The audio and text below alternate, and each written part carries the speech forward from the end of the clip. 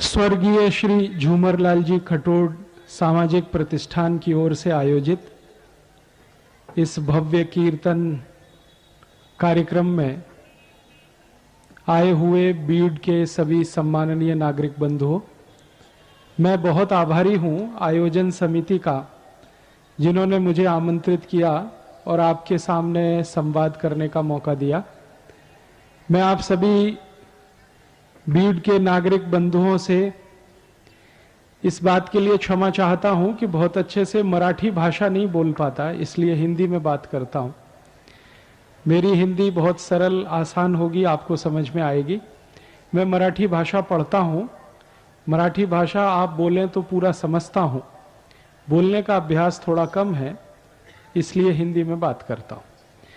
मैं जिस विषय पर आपसे बात करना चाहता हूं वो स्वदेशी से संबंधित चिकित्सा का विषय है।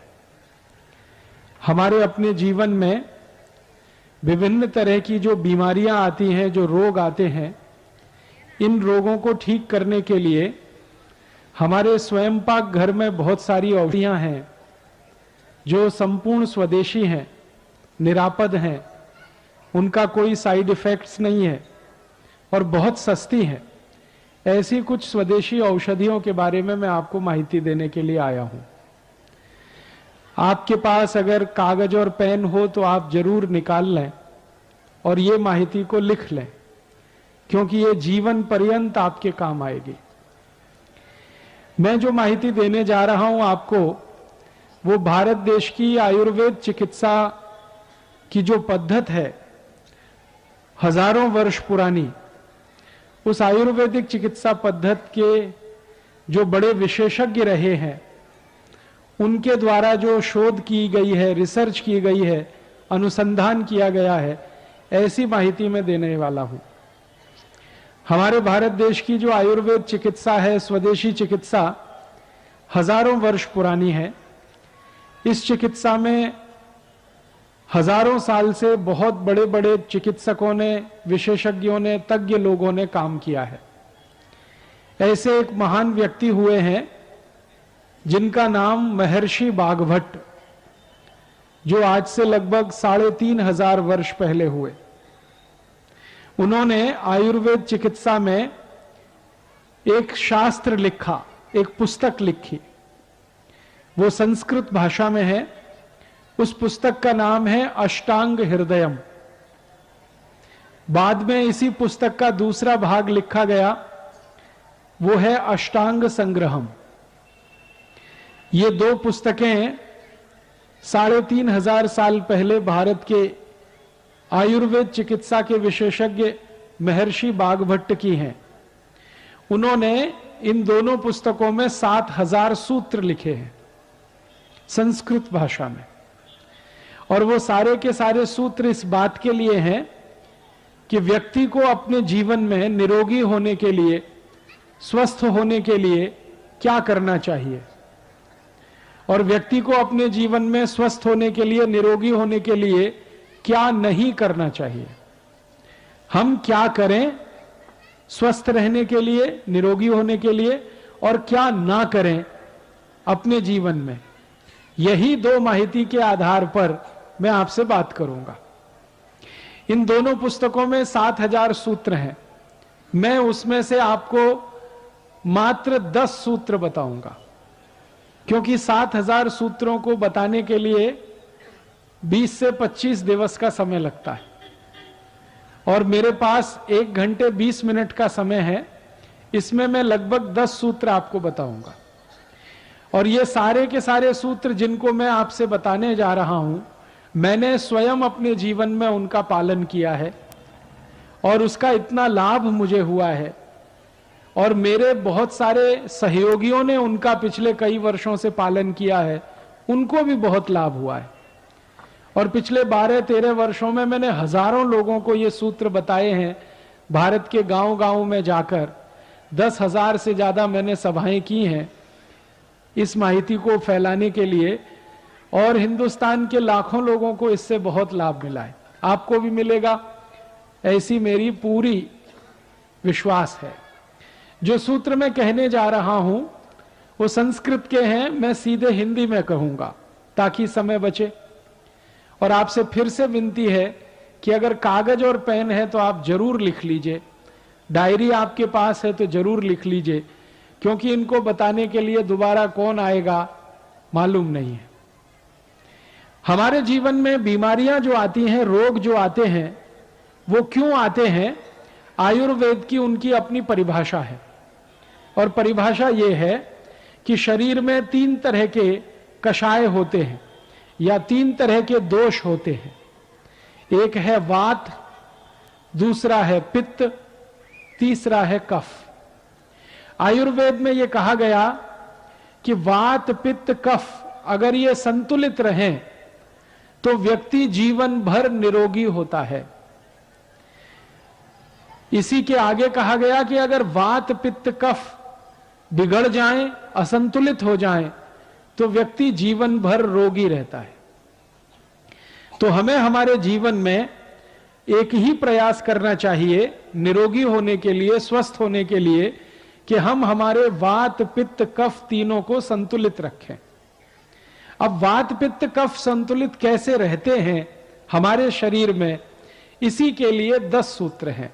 उसमें से सबसे पहला सूत्र है, जीवन भर आपको स्वस्थ रहना है, निरोगी रहना है, वात, पित्त, कफ को संतुलित रखना है, तो सबसे पहला सूत्र है, भोजन के बाद, खाना खाने के बाद, जेवण नंतर पानी नहीं पीना।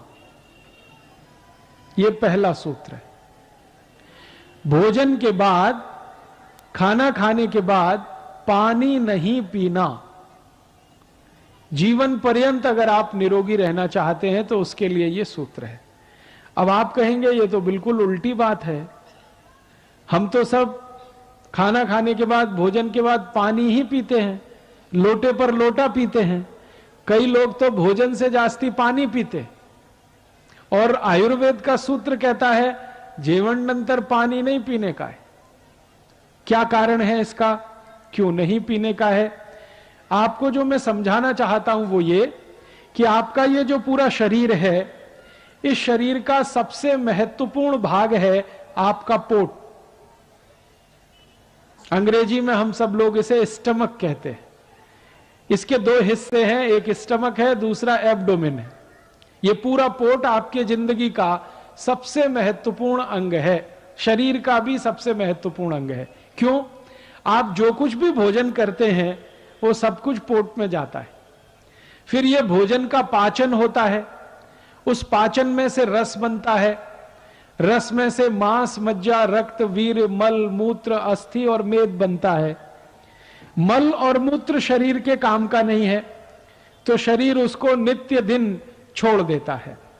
लेकिन मांस, मज्जा, रक्त, वीर्य आदि आदि जो चीजें बनती हैं वो बहुत काम की हैं, शरीर उनको धारण कर लेता है। तो हम जो भी खाते हैं, जो भी जीवन है, वो हमारे शरीर की ऊर्जा का सबसे महत्वपूर्ण अंग है। आयुर्वेद ये कहता है कि आपने जो कुछ भी खाया, इसका पाचन होना, इसका हजम होना, इसका डाइजेशन होना बहुत जरूरी है। अब डाइजेशन के लिए, पाचन के लिए क्या होता है कि आप जो भी खाना खाते हैं वो पोट में एक छोटे से स्थान में इकट्ठा होता है, एकत्रित होता है। उस स्थान को कहते हैं जठर। यह जठर शब्द संस्कृत का है, मराठी में भी है, हिंदी में भी है। यह जठर कहां होता है? हमारे पोट का जो केंद्र है, जिसको नाभि कहते हैं, उसके ठीक दावे बाजू में, लेफ्ट साइड में, वहां पर यह जठर होता है। सारा भोजन इसी जठर में आता है। फिर जब भोजन वहां आ जाता है तो तुरंत उसमें अग्नि प्रदीप्त होती है, आग जलती है। और ये अग्नि ऐसी ही होती है जैसे हमारे स्वयं पाक घर में रसोई गैस जो है, एलपीजी गैस जिसको आप कहते हैं, उसमें अग्नि जलती है, वैसे ही आपके जठर में भी अग्नि जलती है।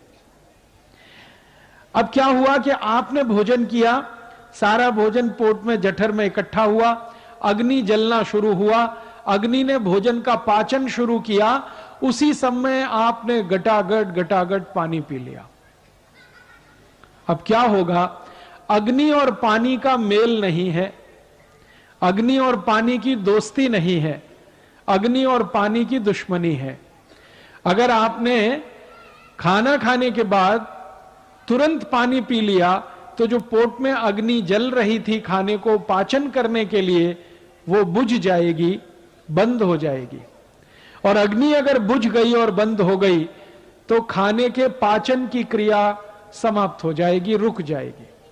और अगर यह क्रिया रुक गई तो भोजन का रस नहीं बनेगा, और भोजन का रस नहीं बनेगा तो फिर भोजन सड़ेगा, और वो सड़ा हुआ भोजन आपके शरीर में कम से कम 103 रोग पैदा करेगा। और वो 103 रोग क्या है, नाम से बताता हूं। बहुत लोग ये कहते हैं हमारे पोट में जलन होती है, गैस बनती है, एसिडिटी। जान लीजिए कि जिनको भोजन पचता नहीं है, हजम नहीं होता है, उन्हीं को एसिडिटी होती है भोजन के सड़ने पर। ऐसे ही एक रोग है हाइपर एसिडिटी, एसिडिटी से भी आगे का, फिर अल्सर है, फिर पेप्टिक अल्सर है, और इसी क्रम में आगे आगे बढ़ते जाएं तो आखिरी रोग है वो कैंसर है। कैंसर के बाद कुछ नहीं होता, क्योंकि उसके बाद मृत्यु ही होती है। अब आप जरा सोचिए, आपने भोजन किया और भोजन के तुरंत बाद पानी पी लिया और वो भोजन सड़ गया, उसके पचने की क्रिया नहीं हुई, रस नहीं बना, सड़ गया, गैस बनना शुरू हुआ, वहां से बीमारियां शुरू होंगी और कैंसर तक चली जाएंगी।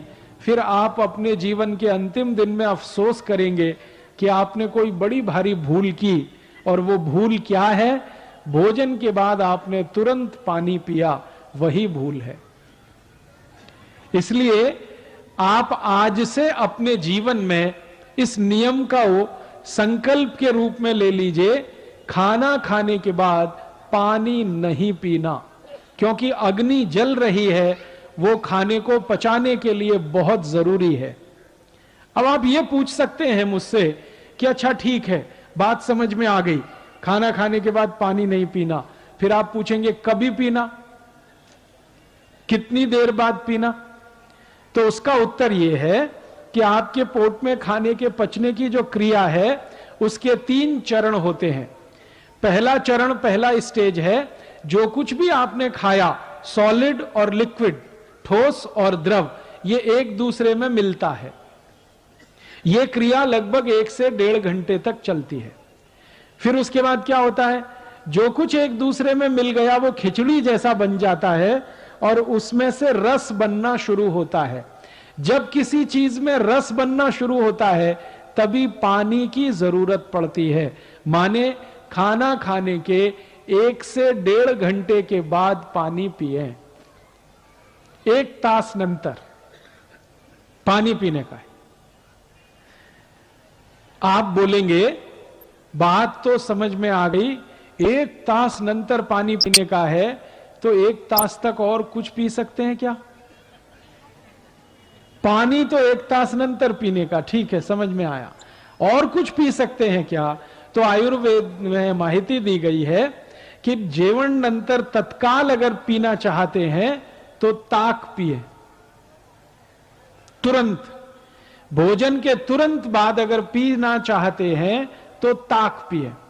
भोजन के तुरंत बाद अगर पीना चाहते हैं तो दूध पिए। भोजन के तुरंत बाद अगर पीना चाहते हैं तो जूस पिए, फलों के रस पिए। भोजन के तुरंत बाद पानी नहीं पिए, जूस पिए, ताक पिए, दूध पिए, पानी नहीं पिए।